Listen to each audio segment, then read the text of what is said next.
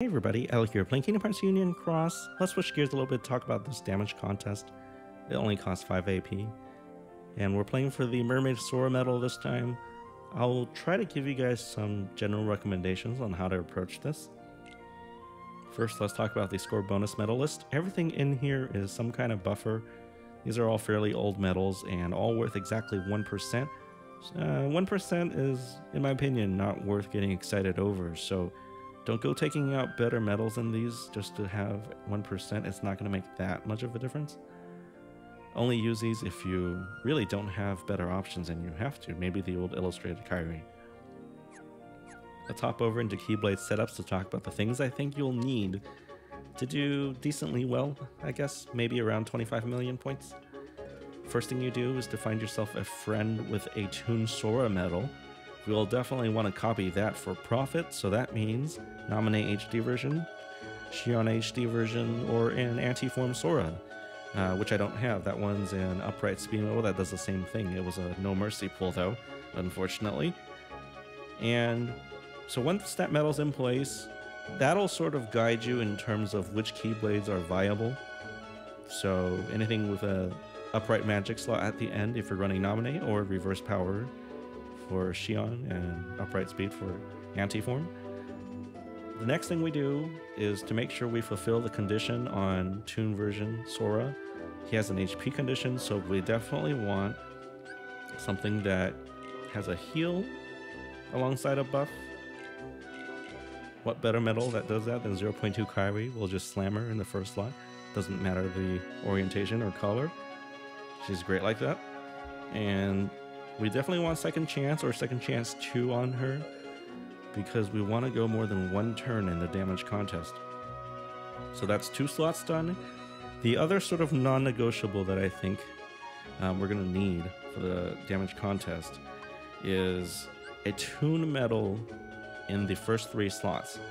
And so that means you'll at least have to pull that banner once, and hopefully you get a color Toon that is compatible with your copy medal at the end there. So I happen to have a Mickey, and he'll go nicely in slot 3 again. Let's find the Kyrie. You know, I think we'll just finish building this treasure trove. Okay, so we have 3 slots filled in. We have 2 more slots to go. I would recommend the last 2 slots, if you can, fill them with AoEs, because most of the points and the profit is going to come from the second room where we are hitting 3 of the watermelons at the same time. So 2 AoE medals will give us the most profit. And then we're ready to give this thing a whirl.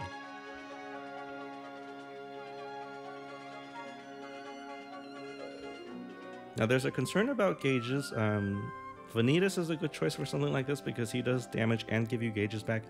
If you have to put in a Tyree or like a Chippendale, Pongo, whatever, those are much less desirable because you're giving up a lot of damage to fix your gauges. So definitely cost reduction skills and also medals that all give you back gauges as they do damages would be much more preferable. Okay, now my friend medal, like I said, Toon Sora. I'm lucky enough that this one has SP 0 and Attack Up XL 100 thanks to Sean.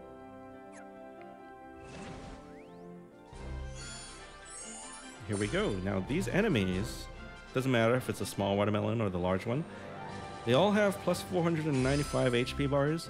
So there are 4 bars behind that. It's about 4 plus, total is 499, right at 10 million HP. In general, I think a lot of players aren't going to be able to KO these to chew through 10 million HP. So most players aren't going to be getting a damage bonus out of this. Even though this is technically a high score challenge, it's just kind of rebranded as a damage contest. Most players won't be killing these things for a bonus. Now if you are, this strategy of course doesn't apply to you. You probably don't need my help. But I'll say this, the damage bonus that you get out of killing a 10 million HP watermelon, if you have the horsepower to do it, you'll probably get around 4 million extra points per KO.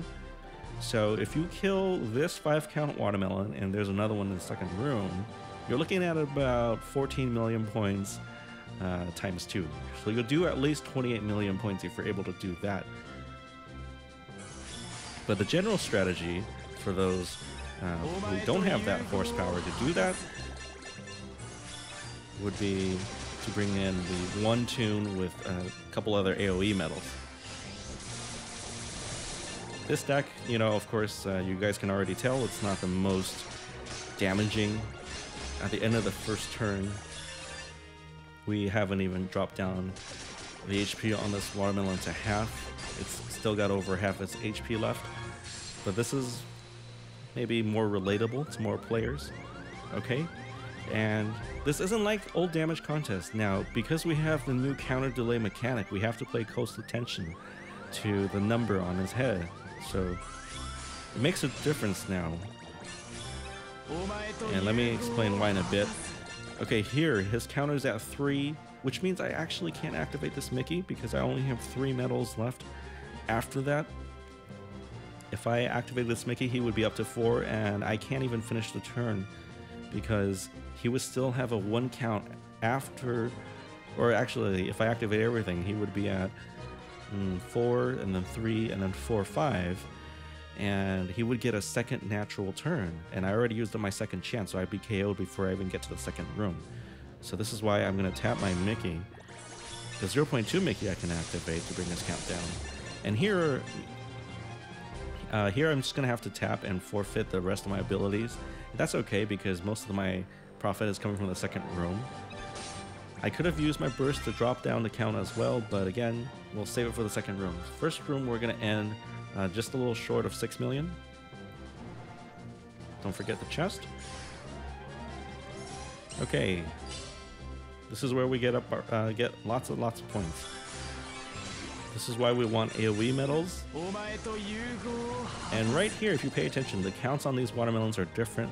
The reason why I said to put a tune in slots 1, 2, or 3 is because we want to make sure that the one on the left here, he had the lowest count. We want to get his count back up to 2, so we can use 1 more AoE medal, bringing him down to 1, and then he'll make it to our copy medal.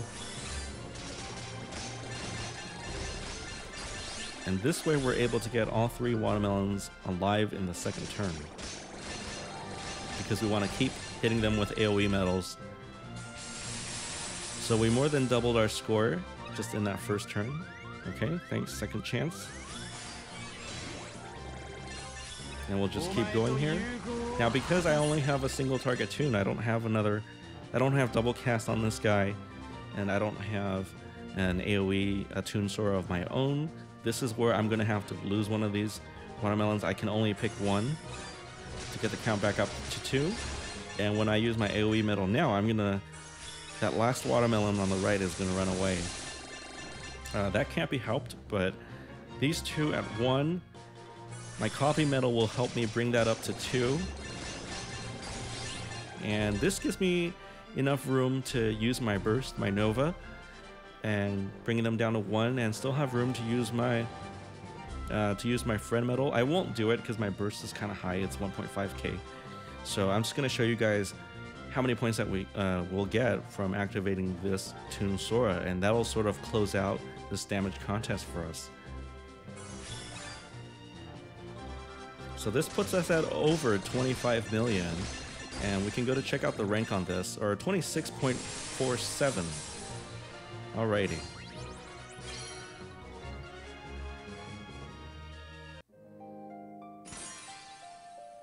Okay, we clear the objectives. Pick up all the goodies, broom, magic mirror, HDLs, and 30 jewels. So at the time of this video, how many days do we have left? Is it 3 or 4? 4 days left. It says 3, but that means 4. This puts us at around rank 600 something-ish, which is, not too bad. I mean, we used the treasure trove, right? And with not too great multipliers, we didn't bring in any EX medals. This is just kind of general strategy. If you had those things, then of course you could do even better than this. I'm gonna go, tweak my setup some more to see how much I can squeeze out of this. Maybe kill some watermelons with my EX medals if I can. But hopefully the general strategy helps guide you. So thank you guys so much for watching. Take care. I'll see you next time.